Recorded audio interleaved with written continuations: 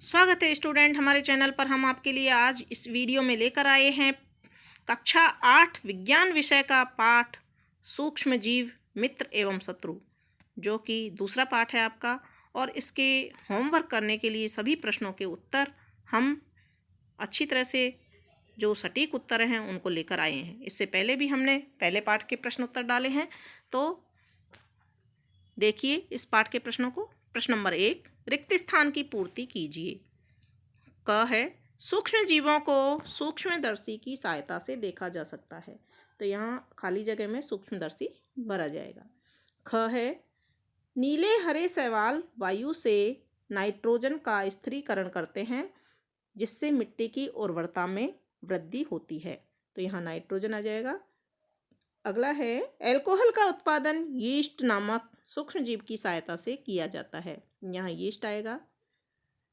और घ है, हैजा जीवाणु के द्वारा होता है, तो यहाँ जीवाणु आ जाएगा। तो इस तरह से ये आपके रिक्त स्थान में आंसर आ जाएंगे। इसके बाद में इन आंसर को देखने की आपको ज़रूरत नहीं है।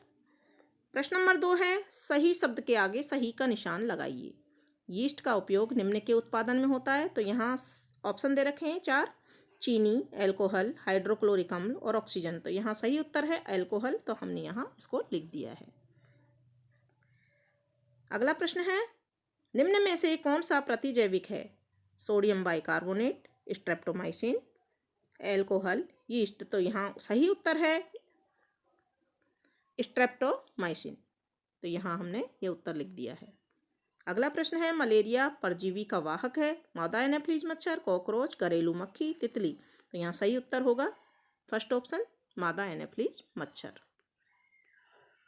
अगला प्रश्न है, संचरणीय रोगों का सबसे प्रमुख कारक है? चींटी, घरेलू मक्खी, ड्रैगन, मकड़ी, तो यहाँ सही उत्तर है घरेलू मक्खी। अगला प्रश्न है, ब्रेड अथवा इडली फूल जाती है, इसका कारण है उष्णता, पीसना, यीस्ट कोशिकाओं की वृद्धि, माड़ने के कारण, तो यहाँ यीस्ट कोशिकाओं की वृद्धि सही उत्तर होगा। अगला प्रश्न है, चीनी को अल्कोहल में परिवर्तित करने के प्रक्रम का नाम है? नाइट्रोजन स्थिरीकरण, मोल्डिंग, किण्वन, संक्रमण, तो यहाँ किण्वन सही उत्तर होगा। अब है प्रश्न नंबर 3, कॉलम 1 के जीवों का मिलान कॉलम सेकंड में दिए गए उनके कार्य से कीजिए, तो यहाँ कॉलम फर्स्ट में है जीवाणु, उसके आगे नाइट्रोजन दे रखा है, राइजोबियम दही का जमना, लैक्टोबैसिलस ब्रेड की बेकिंग, तो ये सारी चीज़ें गलत उसमें दे रखी हैं। हम इसको सही तरीके से लिखेंगे, ये गलत है जो जमा हुआ है, लेकिन हम इसका उत्तर जब लिखेंगे तो सारणी में सही जगह पर सही कार्य को लिखेंगे। जीवाणु हैजे का कारक, राइजोबियम नाइट्रोजन, लैक्टोबैसिलस दही का जमना, यीस्ट ब्रेड की बेकिंग, एक प्रोटोजोआ मलेरिया का कारक और एक विषाणु एड्स का कारक, तो इस तरह से हम इस सारणी में सही उत्तर लिख देंगे। प्रश्न नंबर 4 है, क्या सूक्ष्म जीवों को बिना यंत्र की सहायता से देखा जा सकता है? यदि नहीं तो वे कैसे देखे जा सकते हैं? उत्तर है नहीं, सूक्ष्म जीव को बिना यंत्र की सहायता से नहीं देखे जा सकते हैं। इनमें से कुछ, जैसे कि ब्रेड पर उगने वाले कवक को आवर्धक लेंस की सहायता से देखा जा सकता है, जबकि अन्य जो सूक्ष्म जीव होते हैं उनको सूक्ष्मदर्शी की सहायता से देखा जा सकता है। प्रश्न नंबर 5 है, सूक्ष्म जीवों के मुख्य वर्ग कौन कौन से हैं? तो उत्तर होगा, सूक्ष्म जीवों के मुख्य वर्ग 4 हैं, जीवाणु, कवक, प्रोटोजोआ और कुछ शैवाल। इसके अलावा एक अन्य वर्ग विषाणु भी होते हैं, जो ये भी सूक्ष्म जीव होते हैं, किंतु ये उक्त सूक्ष्म जीवों से भिन्न होते हैं। प्रश्न नंबर 6, वायुमंडलीय नाइट्रोजन का मिट्टी में स्थिरीकरण करने वाले सूक्ष्म जीवों का नाम लिखिए, तो यहाँ पर नाम होगा राइजोबियम जीवाणु तथा नीलहरित शैवाल। प्रश्न नंबर 7 है, हमारे जीवन में उपयोगी सूक्ष्म जीवों के बारे में 10 पंक्तियां लिखनी है हमें, तो उत्तर लिखेंगे, हमारे जीवन में सूक्ष्म जीवों का निम्न उपयोग है, हेडिंग डाल के। नंबर 1, लैक्टोबैसिलस नामक जीवाणु दूध को दही में परिवर्तित कर देता है। नंबर 2, जीवाणु पनीर, अचार एवं अनेक खाद्य पदार्थों के उत्पादन में सहायक है। नंबर 3, बेकिंग उद्योग में यीस्ट का उपयोग होता है, जो ब्रेड, पेस्ट्री एवं केक बनाने में सहायक है। नंबर 4, बड़े स्तर पर अल्कोहल, शराब तथा एसिटिक एसिड के उत्पादन सूक्ष्म जीवों का उपयोग से किया जाता है। नंबर 5, जीवाणु और कवक से अनेक प्रतिजैविक औषधियों का उत्पादन होता है। नंबर 6, सूक्ष्म जीवों से टीके का उत्पादन बड़े स्तर पर किया जा सकता है। नंबर 7, कुछ जीवाणु नीले, हरे, शैवाल, वायुमंडलीय नाइट्रोजन का स्थिरीकरण कर सकते हैं। इस प्रकार मृदा में नाइट्रोजन का संवर्धन होता है तथा उनकी उर्वरता में वृद्धि होती है, मिट्टी की उर्वरता में।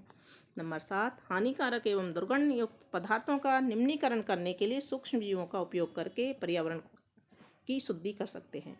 नंबर 8, बायोगैस तथा कंपोस्ट खाद बनाने में सूक्ष्म जीवों की भूमिका बहुत ही महत्वपूर्ण है। नंबर 9, टीके के रूप में रोगकारक सूक्ष्म जीव हमारे शरीर में प्रवेश करवाते हैं, जिससे हमारे शरीर में प्रतिरक्षा यानी कि एंटीबायोटिक क्षमता उत्पन्न होती है। प्रश्न नंबर 8 है, सूक्ष्म जीवों द्वारा होने वाले हानिकारक प्रभावों को संक्षिप्त विवरण कीजिए। तो उत्तर लिखेंगे, सूक्ष्म जीव अनेक प्रकार से हानिकारक हैं, जैसे नंबर 1, कुछ सूक्ष्म जीव भोजन, कपड़े, चमड़े की वस्तुओं को संदूषित कर देते हैं यानी कि खराब कर देते हैं। प्रश्न दूसरा है, अनेक सूक्ष्म जीव मनुष्य में रोग उत्पन्न करते हैं, जैसे हैजा, सामान्य सर्दी जुकाम, चिकन पॉक्स, क्षय रोग आदि।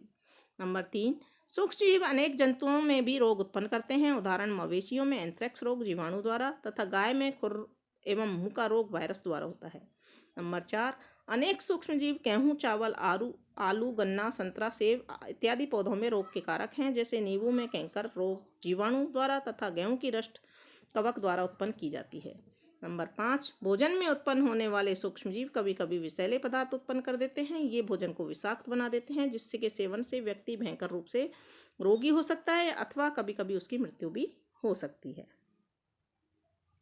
प्रश्न नंबर 9 है, प्रतिजैविक क्या है? प्रतिजैविक लेते समय कौन कौन सी सावधानियां रखनी चाहिए? तो प्रतिजैविक क्या है, देखते हैं। सूक्ष्म जीवों द्वारा उत्पन्न औषधि जो बीमारी पैदा करने वाले सूक्ष्म जीवों को नष्ट करती है अथवा उनकी वृद्धि को रोक देती है, प्रतिजैविक कहलाती है। स्ट्रेप्टोमाइसिन, टेट्रासाइक्लिन और एरिथ्रोमाइसिन सामान्य रूप से उपयोग की जाने वाली प्रतिजैविक है, जिन्हें कवक एवं जीवाणु से उत्पादित किया जाता है। प्रतिजैविक लेते समय सावधानियां क्या रखनी चाहिए? तो इसमें सावधानियां हैं, डॉक्टर की सलाह पर ही हमें प्रतिजैविक दवाइयां लेनी चाहिए। प्रतिजैविक दवा का कोर्स अवश्य ही पूरा करना चाहिए। प्रतिजैविक आवश्यकता नहीं होने पर नहीं लेना चाहिए, अन्यथा अगली बार जब आप बीमार होंगे और आपको प्रतिजैविक की आवश्यकता होगी तो वह उतनी प्रभावी नहीं होगी। इसके अतिरिक्त अनावश्यक रूप से ली गई प्रतिजैविक शरीर में उपस्थित उपयोगी जीवाणु भी नष्ट कर देती है। अगला है, सर्दी जुकाम एवं फ्लू में प्रतिजैविक प्रभावशाली नहीं होते हैं। तो इस तरह से ये आपका जो चैप्टर है सूक्ष्म जीव का, ये कंप्लीट हो चुका है। इसके सारे ही प्रश्न हमने बता दिए हैं और बड़े अच्छे ढंग से दिखाएं। इसके अलावा के इसके आगे के जो पार्ट हैं, अगर आपको वो देखने हैं तो बच्चों जुड़े रहिए हमारे चैनल से। धन्यवाद।